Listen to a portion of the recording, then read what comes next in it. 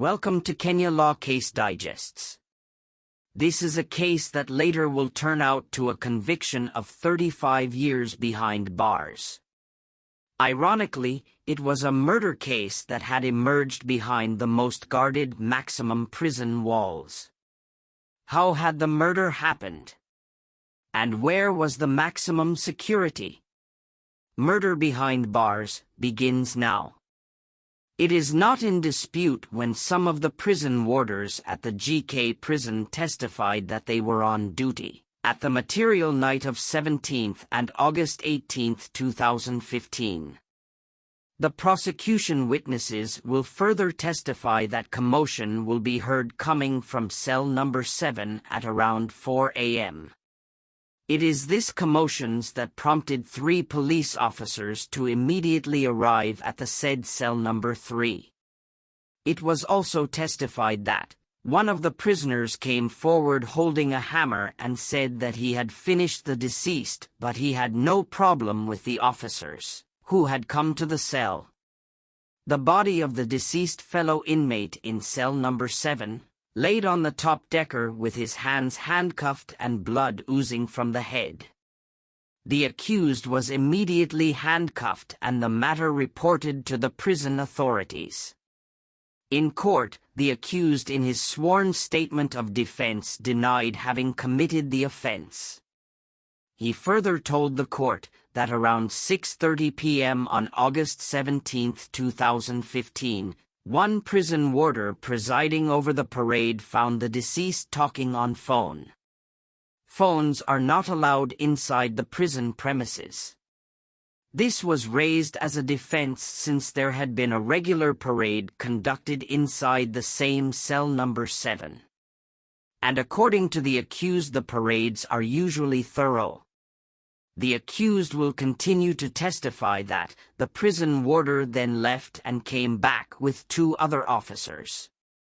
When the 3 officers demanded that the deceased hands over the phone to them, the deceased denied being in possession of any phone. The deceased was handcuffed and taken to the security office by the officers. It is also the accused version that the deceased, at the time of being returned back in the cell, he had been assaulted and was complaining that he had been tortured to death for nothing.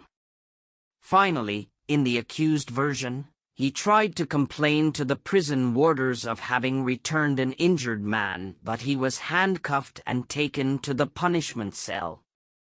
The following morning, he was arrested and was later charged with the offense of murder.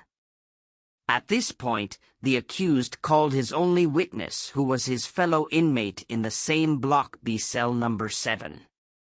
In giving his evidence, the witness testified that he woke up in the morning, found the deceased on his bed and thought that the prison wardens had brought him back. He later learned that the deceased had died of head injuries. However, when the defense witness was cross-examined, he contradicted his version and said that he was asleep and did not see the deceased being brought back to the cell. In addition, the witness did not even know the name of the deceased. This greatly poked huge holes in the case, as the witness could not be relied.